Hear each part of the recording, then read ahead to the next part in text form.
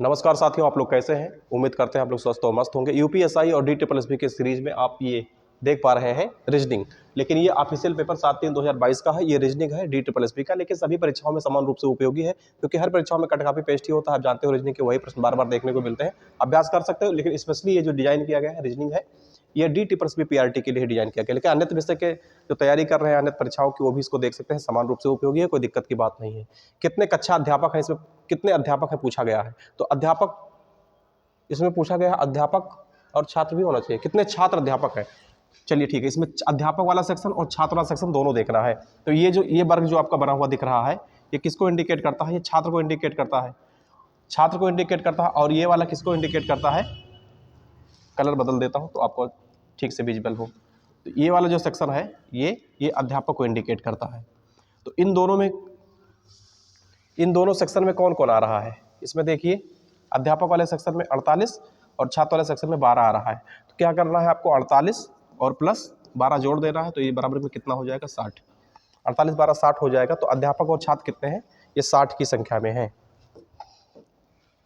अगला प्रश्न आपके सामने दिया हुआ है। अगला प्रश्न आपके सामने दिया गया, नीचे दिए गए कथन में कुछ प्रश्न उनके कथनों पर आधार को निष्कर्ष दिए गए, कथनों को सही माने और चाहे उसमें सामान्य तथ्यों से भिन्न ही प्रतीत हो। इसमें कहा जा रहा है कि आप उसको सही मानो, भले ही आपको दैनिक जीवन से जोड़ के देखो या इसे देखो तो आपको गलत भी प्रतीत हो सकता है, लेकिन आपको सत्य मानना है, सत्य मान के उसको उत्तर को बताना है। तो इसमें से क्या है?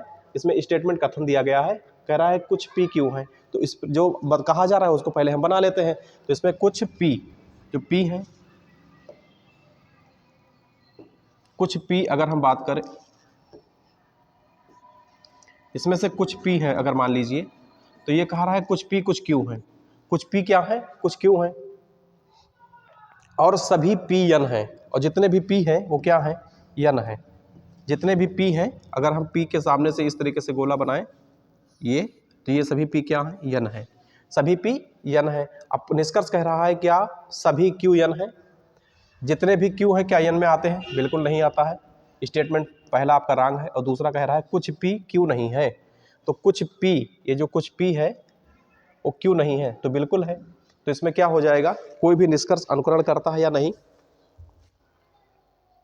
या केवल निष्कर्ष एक फॉलो करता है,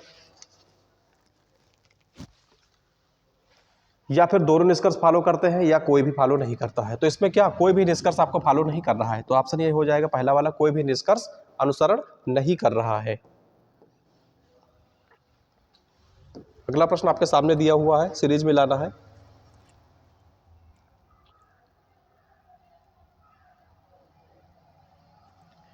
इसमें कहा रहा है, ये देखिए इसमें है, निम्नलिखित प्रश्न में दिए गए विकल्पों में से सही विकल्प, जो प्रश्नवाचक चिन्ह है इसके स्थान पे क्या आएगा? इसमें देखिए 5 और 25 कितना हो जाता है? 5 और 25, यहां से ही खड़े होकर देख लेते हैं एक बार। चलिए, इसमें देखिए ये लिखा है 5 और प्लस में कितना है? 14। ये 5 है, 14 है और प्लस में 25 है। इसको 25 5 30 और 40 तक 44 हो जाएगा। और इसमें से अगर हम, ये 44 है और एक हम जोड़ लेते हैं अपने तरफ से, तो ये कितना हो जाएगा? 45 हो जाएगा। यानी कि एक लाइन हमको सेटिस्फाई कर रहा है। आप दूसरी लाइन को भी चेक करें। दूसरी लाइन को भी अगर हम चेक करें, ये तो फर्स्ट लाइन आपका हो गया। सेकंड लाइन को इसी प्रकार से चेक कर रहे हैं। 8 19 और 11, 19 एक 20 10 30, 8 38, और इसमें से भी एक जोड़ देंगे तो कितना हो जाएगा? 39 हो जाएगा। इसको जोड़ने के बाद एक और जोड़ देंगे तो हो जाएगा। अब तीसरी लाइन को इसी प्रकार से हम वेरीफाई करें। क्या तीसरी लाइन भी इसी प्रकार से, जो थर्ड लाइन है उसमें देख लो 12 और प्लस में कितना? 21 और प्लस में 41। इन सबको अगर हम जोड़ लें और प्लस 1 कर दें तो कितना आ जा रहा है? तो 41 21 और 12, ये 74 हो जाएगा। और प्लस में 1 जोड़ देंगे तो कितना हो जाएगा? 75। कितना हो जाएगा? 75। आपका बी ऑप्शन एकदम राइट है। आपका बी ऑप्शन क्या है? एकदम राइट है।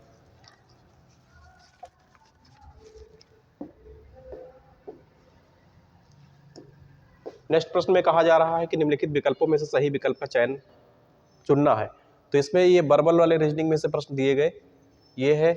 यहाँ पर पैटर्न को एक बार हम देख लेते हैं, फिर उसी के हिसाब से चलते हैं। तो पैटर्न को देखिए, यहाँ से क्या है? EF लिखा हुआ है, तो FE उल्टा हो गया। EF लिखा हुआ है तो क्या? FE उल्टा हो गया है। यहाँ पर देखिए, ये सर्किल पहले था, सर्किल बाद में चला गया है। तो यहाँ पर भी क्या बनाएंगे हम? तो पहले जो हमारा चिन्ह आ जाएगा वो माइनस का आ जाएगा, फिर गुणा का आ जाएगा।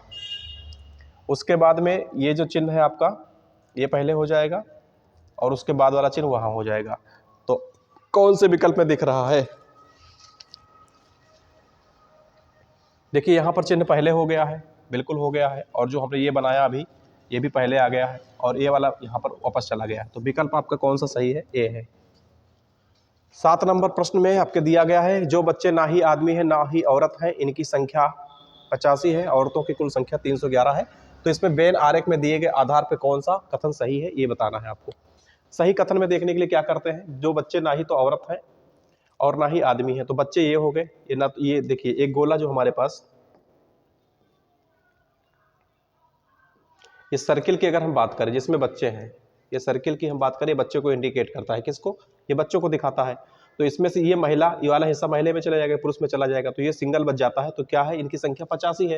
ये बिल्कुल वेरीफाई करता है, कथन फर्स्ट क्या करता है, वेरीफाई करता है। औरत की कुल संख्या, औरत की कुल संख्या, औरत का सर्किल जो है, औरत की सर्किल इसमें आ रहा है। तो इसमें क्या करना है, 78, 128, 71 और 24 जोड़ लेंगे तो कितना, 311 आ रहा है? नहीं, ये तो 301 के बराबर आ रहा है। ये सब कितने के बराबर आ रहा है? 301 के बराबर। तो कथन एक ही वेरीफाई करता है, तो इसमें क्या हो जाएगा, ओनली वन सही। केवल क्या है, केवल कथन एक ही वेरीफाई कर रहा है, कथन एक ही सही है। चलिए आगे, आपका अगला प्रश्न है पांसे वाला।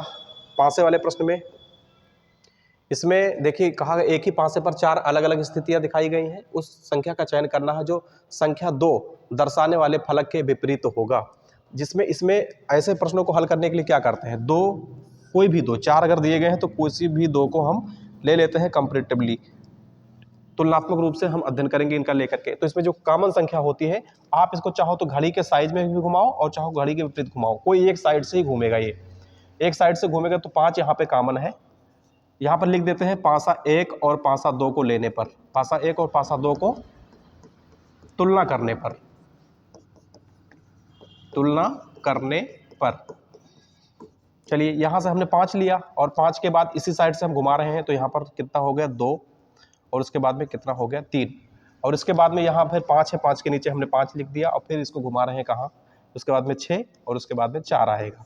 प्रश्न में क्या पूछा गया आपसे, प्रश्न में आपसे पूछा गया कि 2 के विपरीत, 2 दर्शाने वाले के विपरीत, तो 2 के विपरीत क्या दिख रहा है आपको, 6 दिख रहा है। 5 के विपरीत क्या हो जाएगा, 1 हो जाएगा। ये किस प्रकार हो रहा है, क्योंकि किसी भी पासा में क्या होता है, 6 ही साइड होते हैं।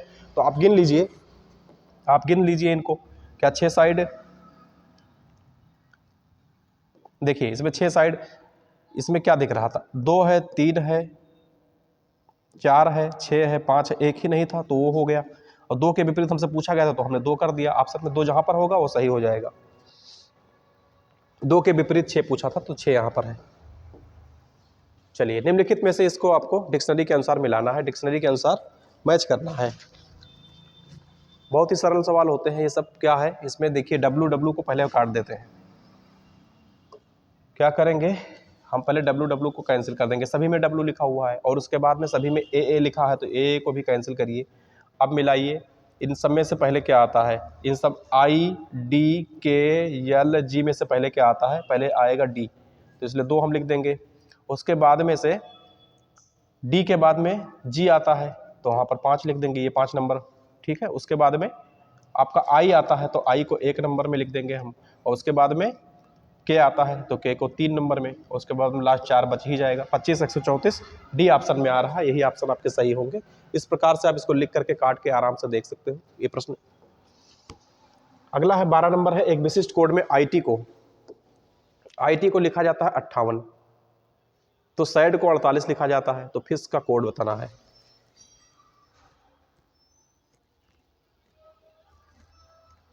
चलिए इसमें देखते हैं हम, लिखा है आईटी, यहां पर लिख देता हूं आईटी। आईटी का कोड है कितना, 58, मतलब आईटी 58 कैसे बना, आई बराबर 9 होता है और इसका कितना होता है, ये टी बराबर में 20 होता है, ये आप जानते हो पहले से ना। चलिए अब इसको 9 और 20 कितना हो जाएगा, 29, और गुणे में अगर हम 2 कर दें तो कितना, 58 के बराबर में आ जाएगा। इसी प्रकार से अगर सैड की बात करें, SAD सैड की अगर हम बात करें, चलिए सैड की बात करें तो सैड यस कितने अक्षर पे आता है, 19, और एक ये कितने पे हो जाएगा, 20 और ये 4 हो जाएगा 24। अब इसका भी अगर हम गुणा 2 बार में कर दें, इसका भी गुणा 2 बार में कर दें तो कितना हो जाएगा 24 और गुणे में 2, तो ये हमें 48 मिल जाता है। ये देखिए इसमें हमको 58 मिला और इसमें 48 मिल गया। सेम टर्म आपको फिर के साथ में करना है।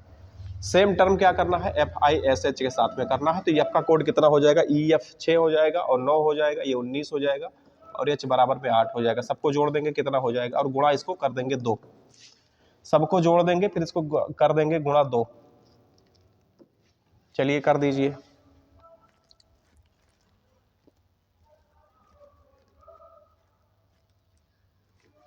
ये 42 आ जाएगा, 42 गुणे में 2 बराबर में कितना हो जाएगा 84। 84 जो आपका डी ऑप्शन में है बिल्कुल सही है। ऐसे प्रश्नों को देखिए, एक विशिष्ट कोड भाषा में IT को I है 9 और 20 9 29 29 दुना, देखिए ये 9 है और गुणे में ये कितना है, सॉरी यहाँ पे 1 मिनट, देखिए यहाँ पर ये 9 है और ये प्लस में T कितना है 20 है।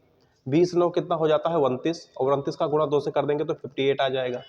इसी प्रकार यस है 19 और एक 20 4 24, 24 को गुणे में 2 कर देंगे तो 48 आ जाएगा। इसी प्रकार से फिर का हमने 6 I बराबर 9 19 और 8 लिख दिया, जोड़ने पर कितना हो जाता है 42 और 42 को 2 से गुणा कर दिए 84। 84 आपका सही उत्तर हो जाएगा। इसमें पूछा जा रहा है आपके कि निम्नलिखित प्रश्न में दिए गए विकल्पों में से कौन सा संबंधित विकल्प को चुनना है।